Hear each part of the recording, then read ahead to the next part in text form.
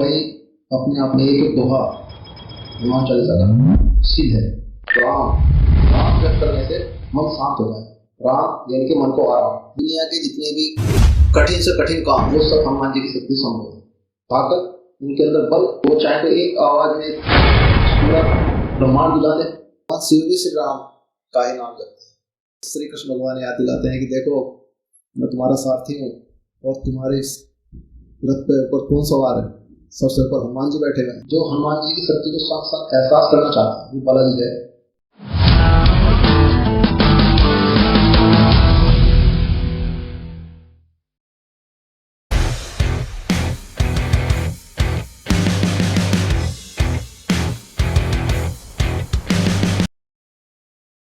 जय श्री राम दोस्तों, स्वागत है आपका अपने पॉडकास्ट चैनल पंकज पॉडकास्ट पर। इसमें आज हम अपना पहला पॉडकास्ट करने जा रहे हैं और ये पॉडकास्ट पूर्ण रूप से समर्पित होगा सनातन धर्म में परम भक्त और परम बलशाली श्री हनुमान जी को। इसके बारे में चर्चा करने के लिए हमारे साथ जो आज के मेहमान हैं वो है श्री अरविंद शर्मा जी। ये आज हमको हनुमान जी की भक्ति के अनुभवों और उनसे प्राप्त हुए अपने सुखों के बारे में चर्चा करेंगे। स्वागत है आपका हमारे पॉडकास्ट चैनल पे अरविंद जी। जय श्री राम। जय प्रभु श्री रामचंद्र भगवान की जय। आपके चैनल पे आपने मुझे बुलाया, इसके लिए बहुत बहुत धन्यवाद। प्रभु श्री राम की कृपा है जो आज हम यहाँ पर उपस्थित हैं आपके पास।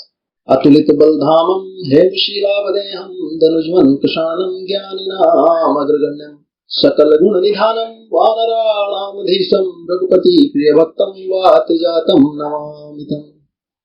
जय श्री राम। प्रभु श्री राम की ही इच्छा है कि कुछ मैं आपसे अपने कुछ संवाद, कुछ हनुमान जी के बारे में कुछ आपसे बातचीत करें। हनुमान जी अतुलित बल के धाम है।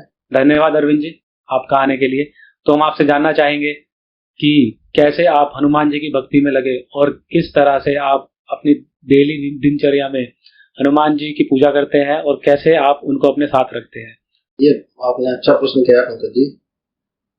सभी जीव चराचर जो संसार में है सभी किसी न किसी भगवान से जुड़े रहते हैं और कुछ शिव को मानने वाले हैं, कुछ माता को मानते हैं, कुछ हनुमान जी को मानते हैं। अलग अलग मत हैं, अलग अलग मतों के साथ में सब अपने अपने इष्ट को मानते हैं। पर मेरा मानना है सब एक ही। मेरे परिवार में जो मेरे बड़े हैं, ताऊ जी थोड़ा पहलवानी का शौक रखते थे तो उन्होंने हनुमान जी के बारे में बताया। जब हम छोटे थे उनके पास बैठते थे तो हनुमान जी की कथाएं सुना करते थे। तो कहते थे कि कानन कुंडल कुंचित कैसा, हाथ वज्र और ध्वजा विराजे, कांधे मुंज जनेऊ साजे। वज्र जैसा शरीर और हाथ में गदा है और बाल घुंघराले हैं। तो ये अपने आप में ही धीरे धीरे प्रभावित हुए जी। हम इनकी तरफ प्रभावित हुए, या ये कह लीजिए कि इनकी ही प्रेरणा रही जो मैं भी थोड़ा पहलवानी का थोड़ा शौक हुआ, फिर मैं इनकी तरफ बढ़ा और बचपन से ही हनुमान चालीसा पढ़ना शुरू कर दिए। तब छोटेपन से ही हम भक्ति में लग गए और भक्ति में ऐसे रहे कि हमें हनुमान जी अपने साथ, हम जगह भी कोई विपदा आई कुछ भी आया तब हनुमान जी का नाम लिया। जय बजरंगबली, उठते बैठते सब वही मन में रहा। बहुत बढ़िया। और हनुमान जी ये तो मानना है कि जब कोई भी भक्ति करता है हनुमान जी की तो सभी कोई अपनी भक्ति में महसूस ही करेगा कि हनुमान जी शक्ति के देव हैं। उन्हीं के बल से, उन्हीं के प्रताप से जो कुछ मिला है उन्हीं को ही समर्पित है। हनुमान चालीसा अपने में ही बहुत प्रभावशाली और बहुत शक्तिशाली है। तो हनुमान चालीसा के बारे में आप कुछ बताइए। हनुमान चालीसा वैसे तो सब पढ़ते ही हैं और मुझे तो बचपन से ही बहुत अच्छी लगती थी। मैं बचपन से हनुमान चालीसा पढ़ता हूँ। हनुमान चालीसा के बिना मेरा दिन ही शुरू नहीं होता। और इनकी जो चौपाई हनुमान चालीसा में, एक एक चौपाई अपने आप में एक एक दोहा हनुमान चालीसा का सिद्ध है। अगर कोई मन वचन क्रम से हनुमान चालीसा पढ़े तो ऐसा नहीं हो सकता कि इस संसार में उसको उसके मन के अकॉर्डिंग उसको ना मिले। कहा भी गया है हनुमान चालीसा में, श्री गुरु चरण सरोज रज, श्री गुरु चरण सरोज रज का मतलब है कि प्रभु और गुरु दोनों के चरणों की रज को माथे पर लगाते हुए श्री गुरु चरण सरोज रज निज मन मुकुर सुधारी, अपने मन को सुधार करने के लिए निज मन मुकुर सुधारी, बुद्धिहीन तनु जान के, यानी कि भगवान जी मैं बुद्धिहीन बालक हूँ, मुझे बुद्धिहीन बालक जान के मैं बुद्धिहीन बालक आपको सुमरता हूँ। सुमिरो पवन कुमार बल बुद्धि विद्या देहु मोहि हरहु कलह विकार, मुझे बल और बुद्धि देना और मेरे सब कलह और विकार हरना। विकार मतलब बुराइयों का अंत करें। बुराइयों का अंत जी। हनुमान चालीसा तो खैर कोई भी ऐसा सनातन धर्म में कोई हिंदू नहीं होगा जो नहीं जानता हो और जो इसको पढ़ता ना हो। तो हम ये जानना चाहेंगे इसको कुछ पढ़ने का भी नियम है या इसको हम कैसे भी पढ़ सकते हैं, तो आप उसके बारे में कुछ बताइए। सबसे पहले वाली लाइन में मैं आपकी कहूंगा कि हनुमान चालीसा को पढ़ने का मैं अपने अकॉर्डिंग कह रहा हूँ। वैसे तो नियम बहुत हैं, अगर आप नियम की बात करें तो नियम भी बहुत हैं, लेकिन हनुमान चालीसा अपने ही आप में आप जिस भी तरीके से पढ़ रहे हैं आप पढ़ें। हनुमान चालीसा में कहा गया है इसके बारे में भी कि जो यह पढ़े हनुमान चालीसा होए सिद्धि साखी गोविस, कि कोई भी जो यह पढ़े, उसमें कोई स्त्री कोई पुरुष जो भी पढ़े हनुमान चालीसा होए सिद्धि साखी गोविस, जो हनुमान चालीसा पढ़ेगा चाहे वो कैसे भी पढ़ रहा है, बिना नियम के पढ़ रहा है नियम से पढ़ रहा है, उसको इसमें कोई संशय नहीं है।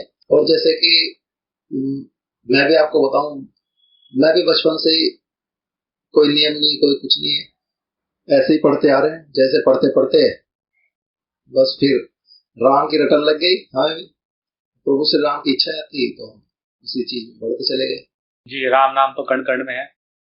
तो अब इसी बारे में जानना चाहेंगे, जैसे हम राम नाम जपते हैं या कोई भी पूजा करते हैं पर मन हमारा बहुत विचलित होता है और ये भी होता है कि मन पूजा में नहीं लगता है, पर फिर भी हम पूजा करते हैं, तो उसका हमें कोई फल मिलता है या उस पूजा का हमें कुछ गलत हमारे पे उसका असर हो सकता है या फिर उसका कुछ फल नहीं मिलता? नहीं, ऐसा नहीं है। देखिए हनुमान जी ऐसे, हनुमान जी की शक्ति अपने आप में अतुलित है। और जैसा कि कोई भी भक्त यदि उनको पुकारे, उनको याद करे, उनको दिल से साफ नहा धो करके बैठे और बैठ करके उनकी पूजा में ध्यान लगाए, और यदि मन नहीं भी लग रहा है तो इसमें छोड़ दे, क्योंकि हम जब पूजा करनी है तो उनको अपने आप को उनके चरणों में समर्पित कर दें। इसके बारे में भी एक दोहा है हनुमान चालीसा में ही, सब सुख लहे तुम्हारी शरण तुम रक्षक काहू को डर। जब सब सुख आपकी शरण में है तो फिर आप रक्षा करने वाले हैं, तो फिर डरने की क्या आवश्यकता है। तो ये जब भी आदमी सोचता है कि लाइफ में कुछ अचीवमेंट लेनी है, मैं अपनी बात करूंगा, जब भी मैं कुछ भी नया करने जाता हूं तो मैं लाइफ में अपने एक बार हनुमान जी को याद करके ही उसको शुरू करता हूं। जी, उनका नाम जपना से सब काम सिद्ध हो जाता है। बहुत बढ़िया अरविंद जी। तो अब हम ये जानना चाहेंगे आपसे, जैसे हनुमान जी तो अतुलित बल के धाम है, अतुलित बल के धाम होते हुए भी वो फिर भी इतने शांत है, मतलब कैसे वो राम नाम की भक्ति करते हुए अपने मन को इतना एकाग्रचित करके राम नाम की भक्ति में लगा के कैसे इतने दुर्गम कार्य को भी सुगमता से कर जाते हैं? हनुमान जी अतुलित बल के धाम है, इसमें कोई संशय नहीं है, और भगवान शिव के अवतार हैं। हनुमान जी की शक्तियां असीमित है। रामायण में भी हनुमान जी के बारे में बताया गया है कि हनुमान जी दुर्गम काज जगत के देते, सुगम अनुग्रह तुम देते थे। दुनिया के जितने भी कठिन से कठिन काम है वो सब हनुमान जी की शक्ति से संभव है। लंका जाने के लिए हनुमान जी को जो प्रेरित किया जामवंत जी ने, तो उनको बल याद दिलाया गया। उनका बल जब उनके याद आया तो उन्होंने जय श्री राम बोला, शरीर बहुत बड़ा भारी विशाल का पर्वत के जैसा शरीर उनका हो गया। तो वो एक ही छलांग में ताकत, उनके अंदर बल इतने असीमित, कुछ था ही नहीं कितना बल है। वो चाहे तो एक आवाज में पूरा ब्रह्मांड गुजा दे, उनकी, लेकिन फिर भी उनको ध्यान आया, उन्होंने प्रभु श्री राम का ध्यान किया, उन्होंने अपने मन में जय श्री राम किया और धीरे धीरे फिर उसी रूप में आए। फिर जामवंत जी से बोले, बताओ जामवंत जी क्या करना है। जामवंत जी ने कहा कि आपको केवल इतना करना है कि आपको श्रीलंका जाना है और माता जी की खोज करके आना है जी। राम नाम अपने आप में ही राम राम जप करने से मन शांत होता है। आप खुद ही देख लीजिए, बोल के देखना राम राम, तो राम यानी कि मन को आराम, मन को शांति मिलती है। और ऐसे ही प्रभु श्री राम का नाम लेते हुए हनुमान जी बहुत ताकतवर हैं, बहुत बल की कोई था नहीं है। वो चाहे तो कुछ भी असंभव नहीं है, लेकिन उन्होंने राम नाम लेकर के अपने बल को, अपनी शक्ति को धैर्य के साथ बांधे रखा। ये राम नाम की महिमा है। हनुमान जी शिव के रुद्र अवतार हैं। भगवान शिव भी श्री राम का ही नाम लेते हैं, उनके भी इष्ट राम ही है। उनके भी इष्ट राम ही जी। अब हम आपसे ये जानना चाहेंगे कि कभी आपने जैसे भक्ति की हनुमान जी की करते आ रहे हैं इतने समय से, तो कभी आपको सपने में या फिर कभी ऐसा अनुभव हुआ है कि हनुमान जी आपके साथ है, या कभी आपको उन्होंने अपनी उपस्थिति के बारे में कुछ लगा हो आपको कि हाँ वो शक्ति मेरे साथ है? आपने प्रश्न पूछ ही लिया है तो बता ही देता हूँ कि कभी कभी ये एहसास सभी को होगा, मुझे तो है, बाकी सभी जितने भी भक्त हैं उनको एहसास जरूर होगा। हनुमान क्या है? हनुमान जी मारुति हैं, हवा है हनुमान जी। हनुमान जी को आप देख नहीं सकते, लेकिन एहसास जरूर कर सकते हैं। और मुझे भी एहसास है कि हनुमान जी हैं, उनकी शक्तियां हैं। जब भी उनको याद किया, सच्चे दिल से याद किया, तो कहीं ना कहीं किसी न किसी रूप में उन्होंने आकर मेरी मदद करी। जैसे हवा है, हवा तो हमारे चारों तरफ है, तो इस तरह से हनुमान जी हमारे चारों तरफ विद्यमान है ही। जी जी, बहुत बढ़िया। तो अब मैं आपसे ये जानना चाहूंगा कि जैसे हनुमान जी और पंचमुखी हनुमान जी, इसके बारे में आपको कुछ मतलब आप इस पे बता पाएंगे कि पंचमुखी हनुमान जी का तंत्र से संबंधित है? मैं नहीं समझता कि उनको तंत्र से जोड़ना उचित है या तंत्र से ही जोड़ा जाए, इसके बारे में तो मैं कह नहीं सकता। लेकिन जब भी इसके बारे में आया है कि रामचंद्र जी को, लक्ष्मण जी को अहिरावण उठा के ले गए पाताल लोक में, तो वहां पर ये हनुमान जी का पंचमुखी रूप उत्पन्न हुआ। तो पाताल लोक में हनुमान जी का पंचमुखी रूप मतलब किस कारण से उन्होंने वो लिया वहां पे?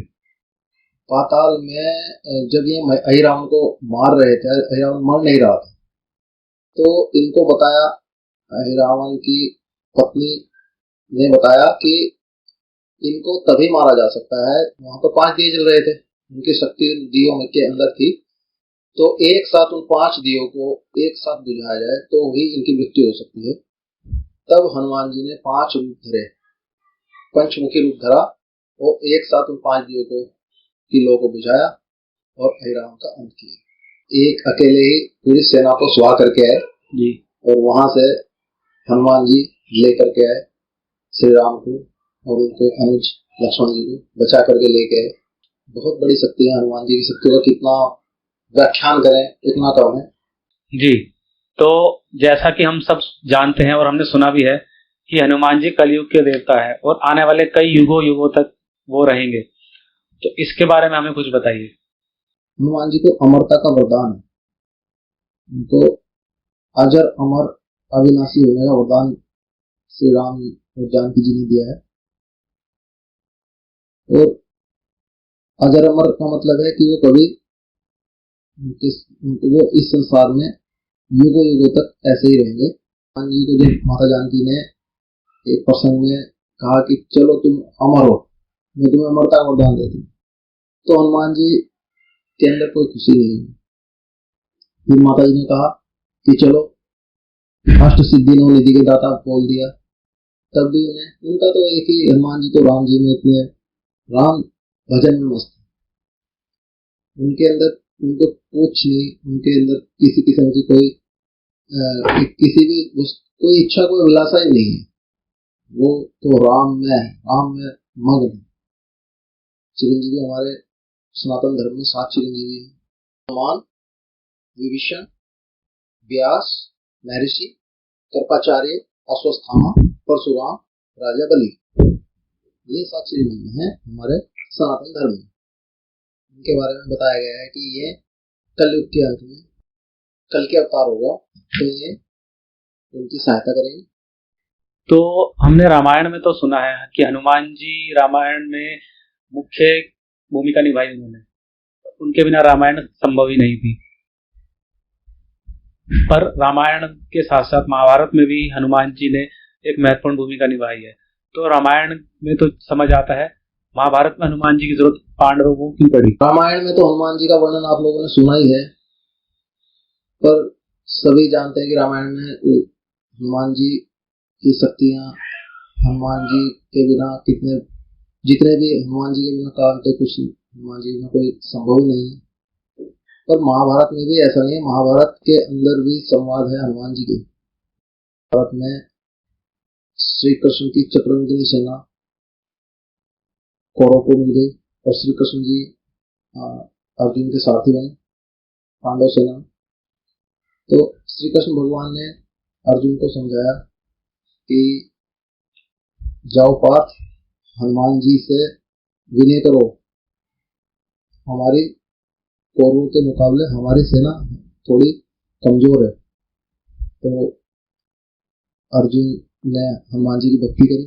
हनुमान जी ने कहा कि मैं तुम्हारी तरफ से लड़ूंगा नहीं, पर तुम्हारे साथ जरूर होंगे। तो हनुमान जी नीचे ये देखे महाभारत में अर्जुन ही क्यों, अर्जुन ने ही सब कुछ महाभारत समाप्त कर दिया। कृष्ण भगवान उनका रथ सारथी बने और हनुमान जी उनके रथ पे पर सवार थे। यही कारण था कि अर्जुन एक संवाद महाभारत में जिसमें श्री कृष्ण भगवान कर्ण की तारीफ करते हैं। कर्ण अर्जुन का रथ थोड़ा सा पीछे हटा देता है, अपने बाण जब चलाता है तो श्री कृष्ण भगवान कहते हैं कि वाह कर्ण, तेरा जवाब नहीं है। अर्जुन क्रोध आता है, अर्जुन कहता है क्या भगवान आप, मैं इतनी चतुरता से लड़ रहा हूँ और मैं उसका रथ इतने पीछे हटा देता हूँ, फिर भी मेरी कोई तारीफ नहीं है, आप उसकी तारीफ कर रहे हैं। तो श्री कृष्ण भगवान याद दिलाते हैं कि देखो मैं तुम्हारा सारथी हूँ और तुम्हारे रथ पे ऊपर कौन सवार है, सबसे ऊपर हनुमान जी बैठे हुए हैं, उसके बावजूद भी कर्ण तुम्हारे रथ को 2 गज पीछे हटा रहा है, तो ये कितनी बड़ी बात है। बहुत खूब, बहुत बढ़िया। हनुमान जी के बारे में हम जितनी बात करें वो तो कम ही है। तो अब हम एक बात और जानना चाहेंगे मेहंदीपुर बालाजी के बारे में। मेहंदीपुर बालाजी के बारे में सब जानते हैं, जितने भी हनुमान जी के भक्त होंगे, और सबने कुछ ना कुछ उनके बारे में सुना भी होगा। तो मेहंदीपुर बालाजी के बारे में कुछ आप अगर अपना प्रत्यक्ष जो भी आपने देखा है, बालाजी के बारे में मैं कहना चाहूंगा कि यदि कोई ये मानता हो कि ईश्वर नहीं है, भगवान नहीं है जी, जो हनुमान जी की शक्ति को साक्षात एहसास करना चाहता है, वो बालाजी जाए। बालाजी में जिन भक्तों को जाता, तो बालाजी में जो जाते हैं जिनको बाधा है, जिनको प्रेत बाधा, भूत बाधा जिनको होती है, वो वहां जाते हैं और उनकी बाधाएं सब हर लेते हैं हनुमान जी। हनुमान जी बालाजी में बाल रूप में विराज हैं।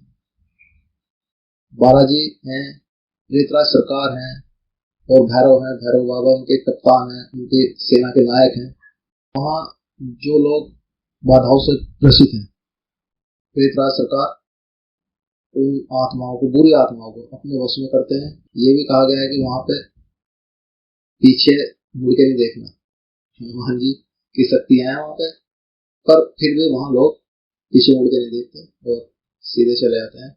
वहां प्रसाद चढ़ता है, सवाया प्रसाद चढ़ता है, उड़द चढ़ाए जाते हैं घरों पे, वहां से प्रसाद लाया नहीं जाता। अलग ही महिमा है वहाँ। मेहंदीपुर घाटी है, मेहंदीपुर में जाओ तो दर्शन करने का अलग ही भाव। अब हम शनि 7.5 और हनुमान जी के बारे में थोड़ा जानना चाहेंगे।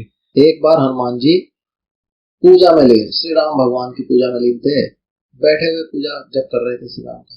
शनिदेव जी आते हैं, कहते हैं हनुमान जी मुझे तो ब्रह्मा जी का वरदान है, मुझे तो जो है हर किसी को एक बार आना ही है, तो हनुमान जी कहते हैं ठीक है जी, आइए विराजमान होइए, मुझे तो आपको तो विराजमान होना है तो आ जाइए। मैं शीश पे बैठता हूँ, मैं कंधे पे बैठता हूँ, मैं पैरों में बैठता हूँ। तो हनुमान जी ने कहा कि आपकी मर्जी, आप जहां मर्जी वहां बैठे। सर पर बैठ गए। हनुमान जी अपनी पूजा में ध्यान मग्न को बैठे। तो जब बैठे हैं हनुमान जी एक पत्थर उठा करके सर पर रख लेते हैं, तो शनिदेव जी दर्शाते हैं। और जब वो काफी समय बीत जाता है, शनिदेव जी कहते हैं कि भाई मैं तो परेशान हो गया, मैं तो मर गया, मुझे तो बचाओ बचाओ बचाओ करते हैं। तो हनुमान जी कहते हैं चलो ठीक है, आप कंधे पे आ जाओ। कंधे पे आ जाते हैं। कंधे पे आने के बाद काफी समय ऐसे ही पूजा में चलता रहता है। वो फिर पत्थर उठाते हैं, फिर एक पत्थर कंधे पे रख लेते हैं, तो शनिदेव जी फिर दब जाते हैं। शनिदेव जी परेशान हो जाते हैं बहुत ज्यादा। तो फिर वो कहते हैं नहीं भाई यहाँ भी काम नहीं चल रहा। और हनुमान जी उनको कहते हैं ठीक है, आप आ जाओ, नीचे आ जाओ, फिर पैरों में आ जाओ। तो जैसे वो पैरों में आके बैठते हैं, तो हनुमान जी को श्री राम जी का संदेश आता है। हनुमान जी, श्री राम जी ने बुलाया, हनुमान जी कैसे रुके?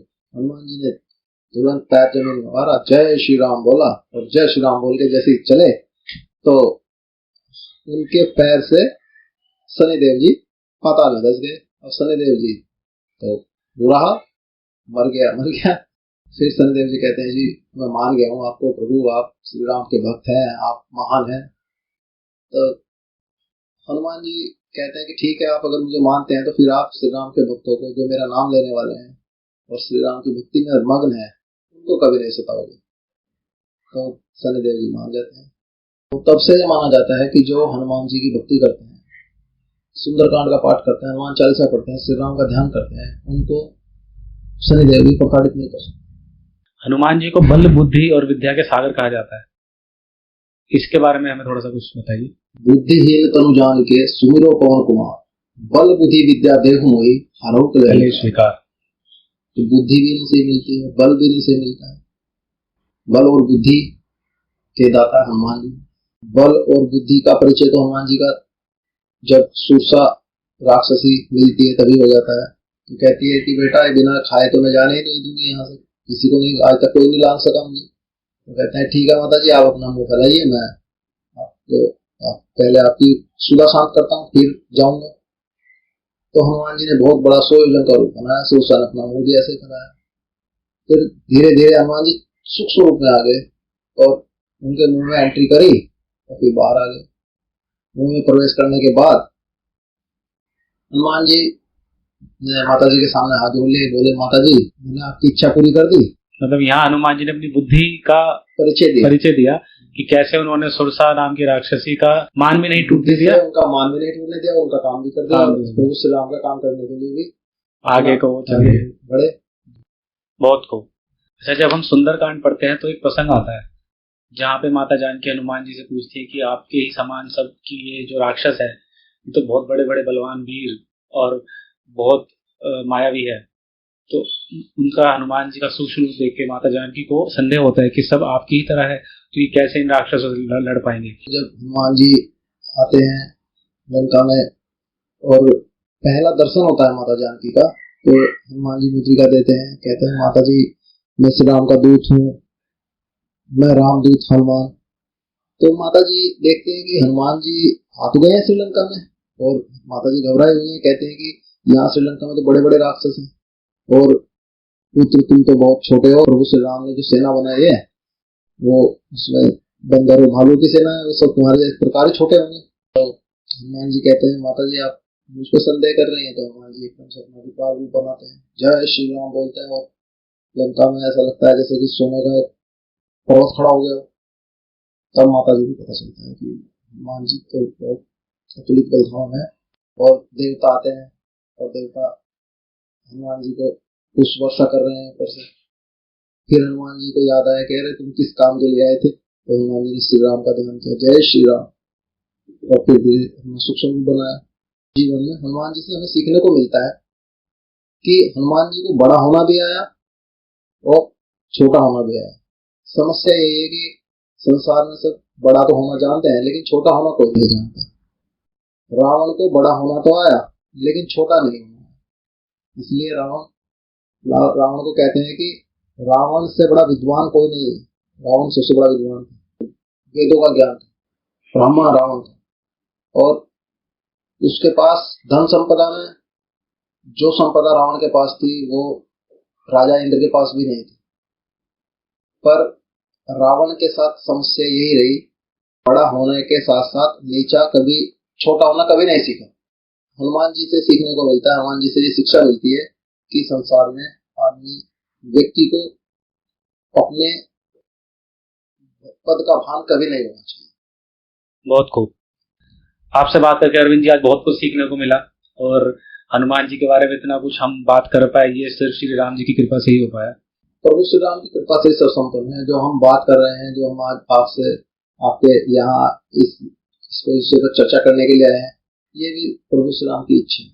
हम आशा करते हैं कि हमारे दर्शकों को ये बहुत पसंद आएगा, और आपसे उम्मीद रखते हैं कि आप अच्छे से अच्छे इसको सुनेंगे और आगे शेयर करेंगे, ताकि हनुमान जी के बारे में और बातें हमारे और भी दर्शकों को पता लग पाए। बहुत बहुत धन्यवाद। जय श्री जय श्री राम।